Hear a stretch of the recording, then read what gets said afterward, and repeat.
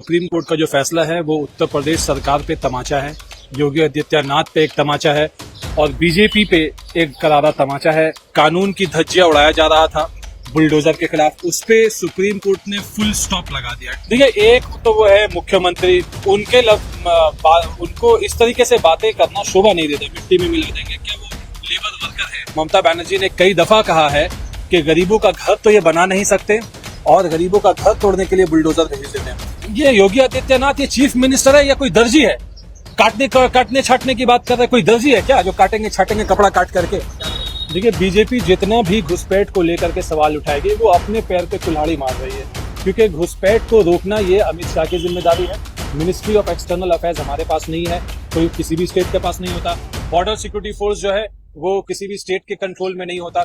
Border security force जो है अमित शाह की जिम्मेदारी है, तो अमित शाह जवाब दे। सुप्रीम कोर्ट का जो फैसला है वो उत्तर प्रदेश सरकार पे तमाचा है, योगी आदित्यनाथ पे एक तमाचा है और बीजेपी पे एक करारा तमाचा है सुप्रीम कोर्ट की तरफ से, क्योंकि जिस तरीके से कानून की धज्जियां उड़ाया जा रहा था बुलडोजर के खिलाफ, उस पे सुप्रीम कोर्ट ने फुल स्टॉप लगा दिया, टोटल कंप्लीट स्टॉप लगा दिया। सुप्रीम कोर्ट ने कहा है कि एक जुडिशरी का काम एक एग्जीक्यूटिव नहीं कर सकता। ये एक एग्जीक्यूटिव ऑर्डर पास कर देते हैं और बिना किसी प्रोसीजर को फॉलो किए जाकर के किसी का भी घर को तोड़ देते हैं। इसमें देखिए, बेसिक मुद्दा यह है कि अगर किसी को राइट में अक्यूज बना दिया गया या किसी भी मामले में पुलिस किसी को एफआईआर में अक्यूज बना देती और कुछ ही दिन में वहां पे पहुंच करके बुलडोजर लेकर के प्रशासन जो है उनके घर को तोड़ देते थे, तो ये सरासर इल्लीगल है। सुप्रीम कोर्ट ने खुले लफ्जों में कहा है और इस तरह के इल्लीगल बुलडोजर एक्शन के खिलाफ सुप्रीम कोर्ट ने यह भी कहा है कि जो अफसर ऐसे हरकत करेंगे उनको अपने पर्सनल फंड से कॉम्पेंसेट करना होगा। एक तो रेस्टोरेशन करना होगा, जो घर तोड़ा गया है उसको आप रिस्टोर उनको करना होगा अपने खर्च से, प्लस उन्हें डैमेजेस भी देना होगा अपने खर्च से। तो सरकार को बनाना होगा तोड़ने के बाद। बिल्कुल, सरकार को और जो अफसर इसमें इन्वॉल्व है उनके पर्सनल फंड से सरकार की ये जिम्मेदारी है कि अगर किसी के भी घर को तोड़ा गया इलीगल तरीके से तो उसके घर को बनाना भी है, खर्चा सरकार उठाएगी या वो अफसर उठाएंगे और साथ में कॉम्पेंसेशन भी, डैमेजेस भी देना है। ये सुप्रीम कोर्ट ने क्लियर लिखा है। कर रही थी सरकार का कहना था कि ये सब गैर कानूनी है, अवैध है। सरकार ने इल्जाम लगाया है, साबित नहीं हुआ कि गैर कानूनी या अवैध है। एक प्रोसीजर होता है, कोई बिल्डिंग जिसका मान लीजिए कुछ हिस्सा अवैध है, मान लीजिए वो सैंक्शन देकर के बिल्डिंग बना है, उसका कुछ हिस्सा अवैध है, तो अवैध हिस्से को, अवैध निर्माण को तोड़ने का एक प्रोसीजर है। नोटिस दिया जाता है, नोटिस में रिप्लाई का इंतजार किया जाता है और अगर रिप्लाई से संतुष्टि नहीं है, उसके बावजूद भी अगर कोई ऑर्डर पास होता है तो उसके खिलाफ कोर्ट में अपील की जाती है। जब अपील है कोर्ट में पेंडिंग, तो पीडब्ल्यूडी या कोई भी सरकारी अफसर जो है तोड़ने का काम बुलडोजर लेकर नहीं कर सकते जब तक कि वो अपील डिस्पोज ऑफ नहीं हो सकता। तो ये सारे प्रोसीजर को बिना फॉलो करे वो कहते हैं हमने नोटिस दे दिया और हमने जाकर के तोड़ दिया, ये सरासर इल्लीगल है। देखिए, एक तो वो है मुख्यमंत्री, उनको इस तरीके से बातें करना शोभा नहीं देता। मिट्टी में मिला देंगे, क्या वो लेबर वर्कर है?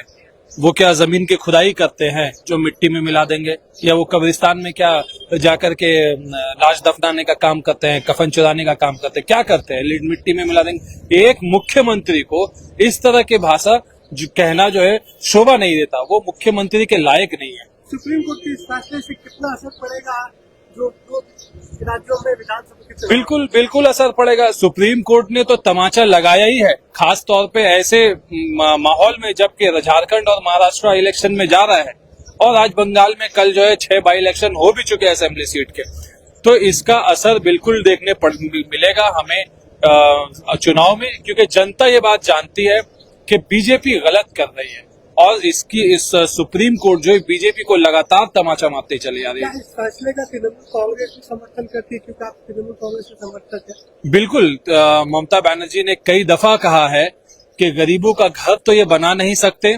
और गरीबों का घर तोड़ने के लिए बुलडोजर भेज देते हैं।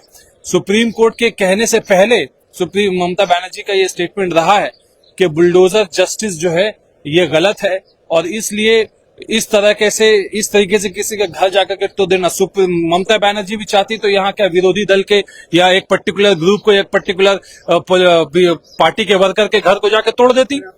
रामनवमी के वक्त में कितना उपद्रव मचाया इन्होंने, पुलिस ऑफिसर को मार के घायल कर दिया, किसी के आंख चला गया पुलिस ऑफिसर को। तो क्या यहाँ के पुलिस ऑफिसर उनको एफआईआर करके उनके घर में जाकर के पीडब्ल्यू बुलडोजर ले आकर के उनके घर को तोड़ नहीं सकते? नहीं तोड़ा, क्योंकि यह गलत है, इंसानी कानून के एतबार से भी यह गलत है।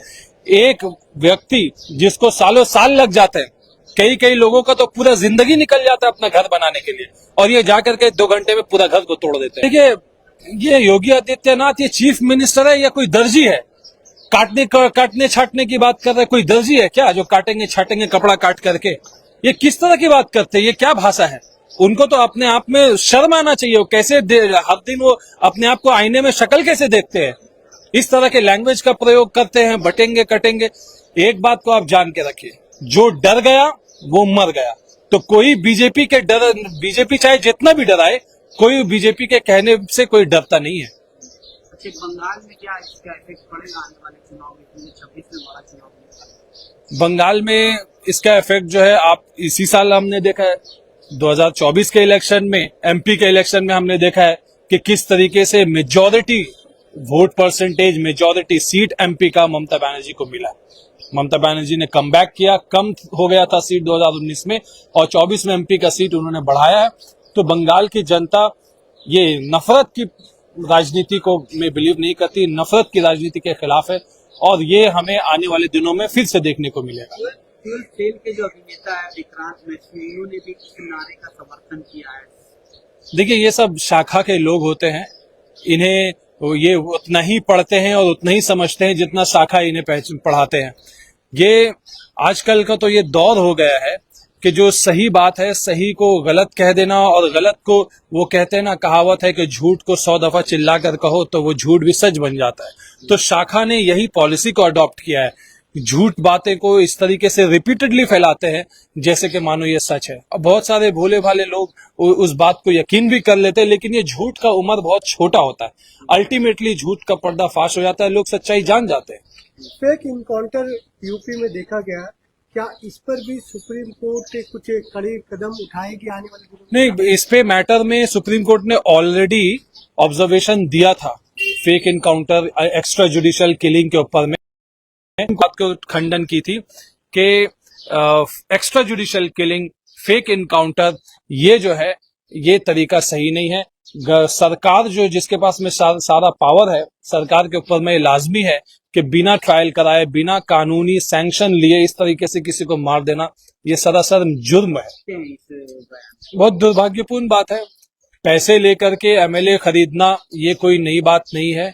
महाराष्ट्र में सरकार गिरा दिया गया, बंगाल में जो है कोशिश की गई पैसे से खरीद लिया जाए। तृणमूल के नेता, कई सारे तृणमूल के नेता चले भी गए, फिर वापस भी चले आए। आप उड़ीसा का हाल देख लें, आप झारखंड का हाल देख लें, मध्य प्रदेश में सरकार गिरा दी गई। तो पैसे दे करके एमएलए खरीद लेना, क्योंकि बीजेपी के पास तो भरपूर पैसा है, सारा फंडिंग जो है उनको आज पिछले 10-12 साल से उनके पास में जा रहा है, तो वो पैसे का इस्तेमाल करती बहुत ही दुर्भाग्यपूर्ण बात है। देखिए, अडानी हो, अंबानी हो भारत में, और ट्रम्प हो अगर अमेरिका में, तो ये सारे लोग कैपिटलिस्ट हैं। तो ये नेचुरली कनेक्टेड रहेंगे क्योंकि ये कैपिटलिस्ट सोसाइटी को बिलोंग करते हैं। जो बाइडेन जो है वो लेबर रिफॉर्म पे ज्यादा ध्यान देते थे, वो एक एंटी कैपिटलिज्म फोर्स माने जाते थे। तो ट्रम्प अगर इंडस्ट्रियलिस्ट के साथ जुड़ के, हमने तो ये भी देखा है इलन मस्क के साथ में साथ उन्होंने कैंपेन किया। अभी इलन मस्क को एक मिनिस्ट्री उन्होंने खासतौर पे डोनाल्ड ट्रम्प ने बना करके दे दिया है। तो ये, इससे मैं कोई भी किसी भी तरीके से मैं सरप्राइज नहीं हूं, ये एक्सपेक्टेड लाइंस में है।